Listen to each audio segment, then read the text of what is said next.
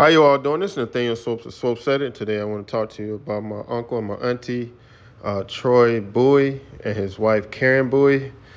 Um, the main point of this discussion is I appreciate their investment in me, and not just money, but also emotional, spiritual, and physical investment. Whenever I need to talk to someone, they're always there to talk to me. They were there for me through a lot of, big time struggles in my life. There was a couple years ago during COVID, I had went through a situation where I was suspended from Chicago Public Schools, was my main job.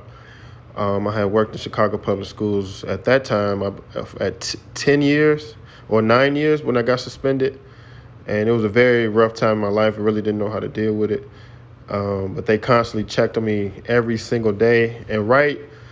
And during my suspension, right after COVID, I had lost my mom. So one of the toughest struggles in my life, I wasn't fired, but I got suspended, and I was sent home with pay. Which anybody could be like, man, that's great. You can do this and this and that. But mentally, because at that time I really didn't know what to do, or how to take it, or what was going to be the outcome of it. They were there for me. And then during my suspension, which was a really tough time for me, I lost my mom, which was another really tough struggle during. So I was suspended from my job. I had lost my mom, but my uncle and my auntie, they were there for me through one of the toughest time of my life, as far as just constantly checking up on me, talking to me. And during this time, even when I was going through my personal issues, during this time, to be honest, I was drinking more than usual. So sometimes they would call me, and I would be intoxicated, and it led to us kind of getting not in an argument, but me getting upset because me being intoxicated. We were having a conversation and me not responding in the right way. But they didn't, it didn't get to a point till they was like, hey, man, we don't want to mess with you while you're this way. We can actually talk about that situation and joke about that situation. And it led to my uncle telling me, like, look, I know you're going through a rough time. I just need you to know that, we never going to fall out. We may argue or whatever. We'll always come back. We're going to talk about it. We're going to always figure it out. And that meant a lot to me because I've had mentors before, and we got into it, or we have an argument, and either we wouldn't talk for months or we completely fall out. It wouldn't be a relationship like I have with my uncle and my auntie. And I appreciate how they invest in me, there for me. That I can call them about anything and talk to them. We can laugh. We can talk for hours. And every time we talk, their phone usually dies. Like, we talk and it just clicks off because one of their phones dies. So it's like, and I'm like, man, y'all done hung up on me again. But there's something that we kind of laugh about. But it's really important for a lot of young black women and young black men to have mentors and older black men and black women to invest in you. And their investment in me is just so important for my life, and they've helped even when a great time in my life was getting my first help. They were there to help me through that. They've helped me with investment, and with their investment to bring me into purchasing a building with them. And I'm always constantly down in Louisville for Thanksgiving, for Christmas. Last year I made it to Derby weekend. And if I'm going through something, so they have no issue with coming to Chicago to see me, to check on me, to make sure I'm okay. And everyone needs this type of investment. Everyone needs this type of mentorship to make it through life. And I hope that, a lot of black women and black men can get this investment. Because I didn't get this type of investment from my mother. I didn't get this type of investment from my father. And, it took a while because, like I said, I had mentors, growing up and early in life. And it just kind of just fall off. And you kind of need somebody that's kind of going to be there through the struggle, because we have bad days. We have bad months. We have bad years.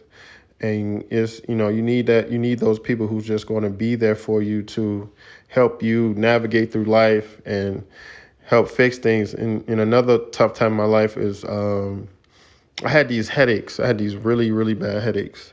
And I really didn't know uh, what was going on. This was like right before COVID.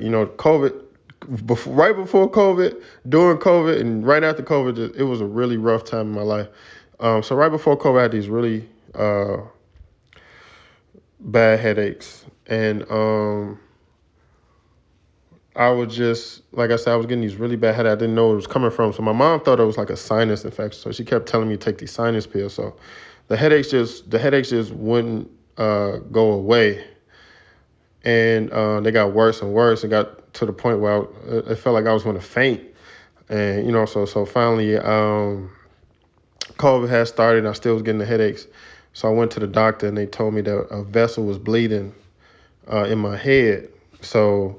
And blood was leaking out, and that was causing the pressure on my brain. So I had to they had to take me to another hospital where they cut my head open, and I had to get emergency surgery, and they had to cut my head open and fix the vessel and take the blood out to stop the bleeding. And my uncle, my auntie drove to Chicago, picked me up, and took me to their house while I rehabbed. And they helped me rehab and get better, and until I was better and went home. So, and this same situation happened during my suspension. So I was suspended. I went through life-altering surgery. I had a second surgery on my head, so I had the two surgeries, and then I lost my mom. And they've been there with me going through those situations. And, unfortunately, right after that situation, I came back to Chicago Public Schools, and I was there for a year. Then I ended up losing the job with Chicago Public Schools after 11 years.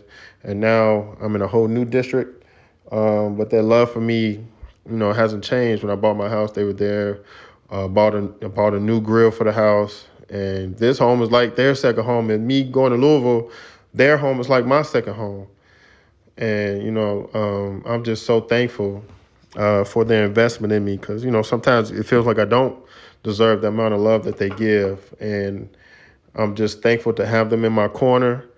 They do so much for me. They do so much for the family. My uncle and my auntie put together a family reunion in Louisville, Kentucky, and the family, we hadn't had a reunion.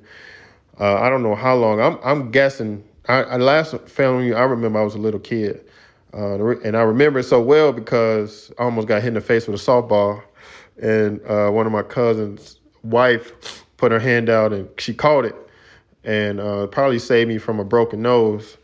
So I remember that, and that had to be at least 10, almost 15 years ago. So they put together an amazing family reunion. They do so much for the family. One of our cousins went to Kentucky State, which is about 2 hours outside of Louisville, Kentucky. And they helped him. I believe he stayed with them until like a little bit over the summer to right before school started. They have been amazing help to my younger sister when she went through a tough time and she went down to Louisville, was able to save up money and get back straight. And I'm just thankful for everything that they do for the family. Like I said, I feel like everybody needs this type of mentorship. Everybody needs this type of investment. And I just thankful, very thankful for them being a blessing to me and to be a continued blessing to me. And hopefully I can be as a blessing to them as they've been to me. So, just a thank you to my uncle Troy Bowie and his beautiful wife, Karen Bowie, for all that they do for the family, all that they do for me. I love you. I love you both so much. And I just wanted to tell you all, thank you for investing in me.